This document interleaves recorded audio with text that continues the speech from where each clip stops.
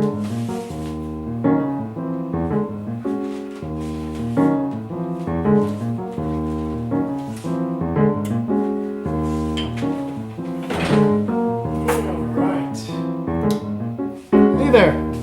Didn't see you come in. How are you doing?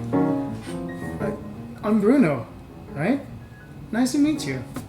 Welcome to After Hours Gaming, also called My Shop at Night, because it's too busy and noisy during the day.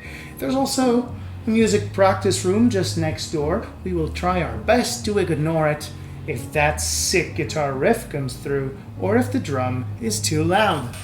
Now, what are we here to talk about? Well, we're going to talk about the best of acronyms, TTRPGs, tabletop role-playing games. More specifically, we're going to talk about mine and my process as I create the best game in the world. I'll get to it.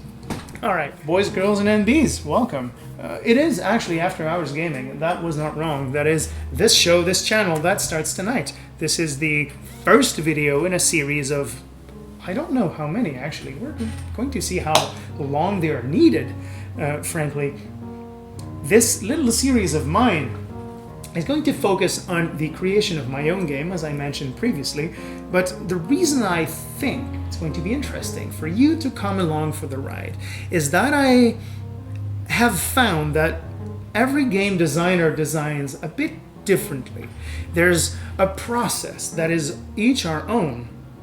And I thought it would be interesting if you followed along and I showed you a bit of how I think and how I approach things. Because it's not a matter of tooting my own horn or saying that I have infinite, infallible, and frankly, quite immeasurable wisdom. But I have noticed that I have done a few things that have surprised other game devs around, and they have done a few things that have surprised me around. So I am going to share these little discoveries of mine that I stumbled upon after banging my head on multiple walls for quite a few hours, weeks, months, and almost a year now. Sometimes discovering secret passages as my head breaks through said wall, and I find a little golden nugget of cool mechanic, lore, or idea. Tonight, first video, through these sick guitar solos, we are going to talk about the mechanization of lore. Lore, oh, I know, again, another channel and video talking about lore. And mechanics, oh, again, even worse, I know. But we are going to talk about it in a different way. I didn't say lore and mechanics, I said the mechanization of lore. Now, here's what I mean. I feel like most of the time, games conceive of lore on one side and of mechanics on the other, and they join them at the hips afterwards, and sure, it's serviceable. The two can walk together, they can still feed and survive, but they're not fully integrated. They're not one being. Their life sucks. I think we can do better. I think we can create cool mechanics from lore, and there's an interesting nuance in there, right? What I mean is that if we mechanize bits of lore surrounding a concept, instead of mechanizing the concept itself, I think we will have a richer mechanic as a result. We will have a more interesting, nuanced, involved mechanic that makes the player feel a certain way without making, or I should say, that will make the player feel a certain way instead of telling the player how to feel. It's the equivalent to the writing rule that says show, don't tell, in a sense, right? So tonight's example is going to be stress mechanics, because nowadays it feels like every game dev I talk to, and maybe it's because I make a grim game, so I take notice of darker toned games, but every game dev I see talks about stress mechanics, sanity mechanics, adrenaline mechanics, and wants to have one or all of the above in their game. And I think the way I approach it is a bit different. I'm not saying it's better or worse, but it is different, so it is worth examining. At a cursory glance, there are a few ways in which game mechanics tend to be, stress mechanics tend to be designed. The first is what I would call the Blade in the Dark's version, where you have a currency called stress. It is labeled as such, and you spend stress to run hot. You spend stress to either do physical stuff like boost your rolls, use powerful abilities or features, or you could use stress to resist consequences, either narrative or mechanical, like damage, or even better, you can mess with the fiction. You can say, no, Game Master, you're wrong. I totally jumped out of that car's window in time. I am not part of that deadly crash that I totally didn't know was deadly 5 minutes ago, right? I am stressed now, but I'm alive, and that's good. These kind of mechanics get almost full marks in my book. They are super interesting. They are versatile. I need to stop playing with that. They're super versatile. So they are either used in combat, in narration, they can influence the story itself. It can be used for skills even. I like that. For problem resolution, I like that a lot.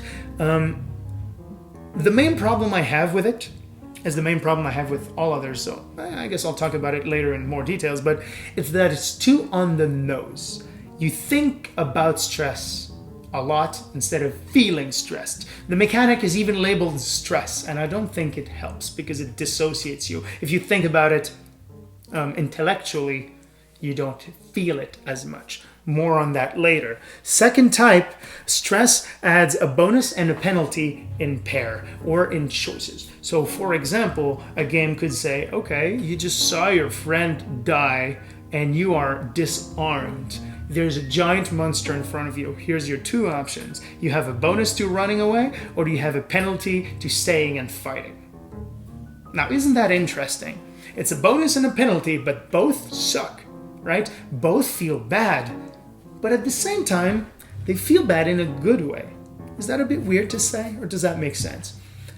In a sense, it's like sweetening the deal. It's saying, sure, you are stuck in a bad situation, but there's light at the end of the tunnel. If you want to run away, I'm not going to force you down a death spiral. You are better at running away because you are scared. And when you're scared, you're probably more motivated to get the hell out of here. Now, you can still stay and fight or attempt to, but it's going to get harder. So that has narrative consequences, right? You are forced to think about how your player feels in that stressful moment. So that's great. There's mechanical impact, right? Penalty to combat, and then you think, okay, can I make it? Is my ability good enough? Are my skills good enough? Am I good enough of a fighter to do this?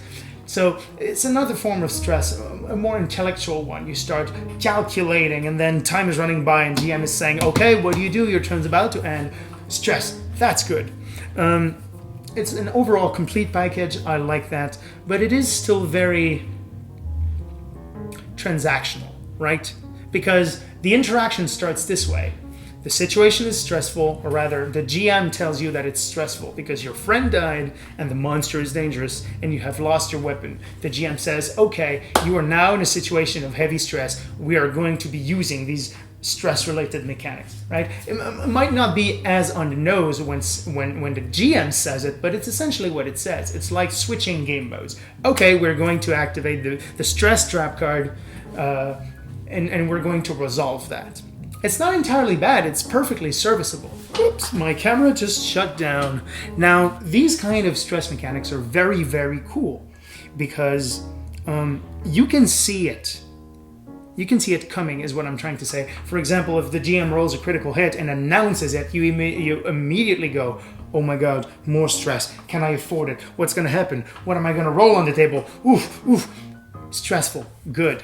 But it's still very, once again, gamey. And the only thing I actually really dislike about this method is that most of the stress attribution comes from the GM side, right? If you're afflicted by a critical hit, it's still in the GM. The GM is doing the thing that causes you stress. If you see a friend die, if you see a stressful situation, if the GM decides that the situation unfolding in front of you is on the degree of an eldritch nightmare and that it creates considerable harm to your psyche, you get stressed. Well, it's still on the GM to decide. So you feel a bit powerless. You're inflicted with the stress. It's not bad per se. It might even be part of the idea to make you feel stressed as you have no control on it. But it still feels a bit bad to me. It leaves a bad taste in my mouth. I like when the player is in control still. Now, isn't that a difficult proposition? You want the player to be in control, but you don't want him to think about stress directly. You want to trick him. You want to take a detour and make the player realize he's stressed while they already are. And how do we do that? Well, I think I have found a way to do it. I might be wrong. I might be delusional. My wisdom might not be infallible and infinite as I thought, but I think I have a good idea on how to do it. Here's the thing. I have a game called Foglands in development for, as I mentioned, almost a year now. And that game has a lot to do with fog, as you can imagine. What if I had an evil sentient fog that subsumed the world and incessantly whispered in people's ears until they go mad? A fog that will not relent until you are his. Now that sounds stressful. We've not talked about a stress mechanic, we've talked about the fog. A more specific example of the most intense source of stress to someone living in the Foglands. How does it work? Fog points are an accumulating currency. They represent, the degree to which your body and mind become saturated with the malevolent fog, taking in its power while risking ruination, right? The fog allows you to attempt to tip the scales in your favor, and when you accrue fog points, you can use your path, your class, abilities. You can boost your attack rolls, your defense, or your skill rolls. You must accrue the fog before you roll. More stress. Fog accrued also doubles as experience points. Stress relief, right? It's not about the darkness of a game, of a story, of a book, of a movie only becomes relevant when you compare it to the points of relief. There's no stress without stress relief. There is no grim darkness without moments of levity. So it was important for me that the stress-related mechanic also had something to relieve said stress. So when you use your path abilities, it costs fog. Fog is a die that you roll. Now that's interesting.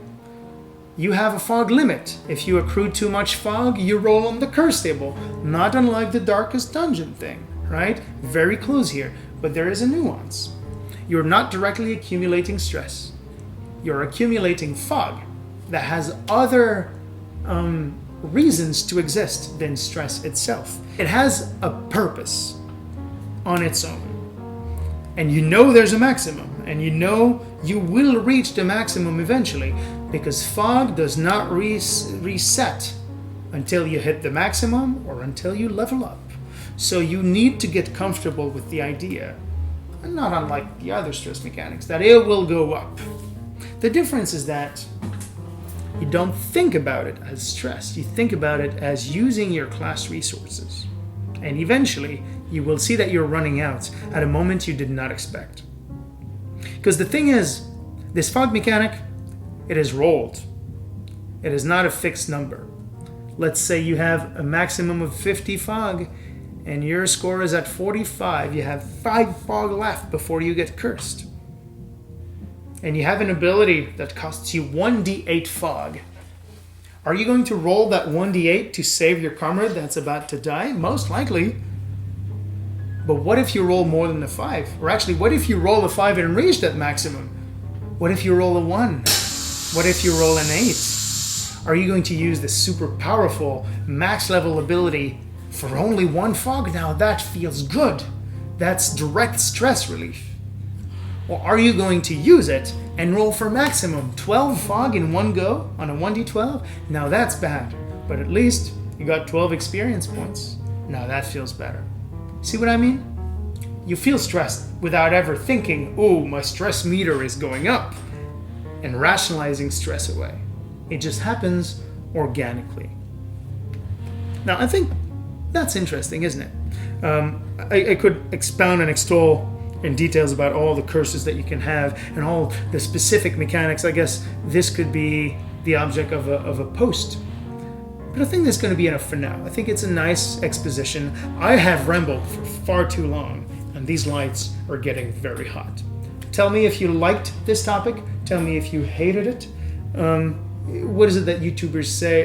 Go down below in the comments. Talk. Algorithm, make me famous. Leave is that a thumb up or a like or a heart? I don't know my social media things very well. Do whatever you want. Hope you liked it. See you next time. Bye.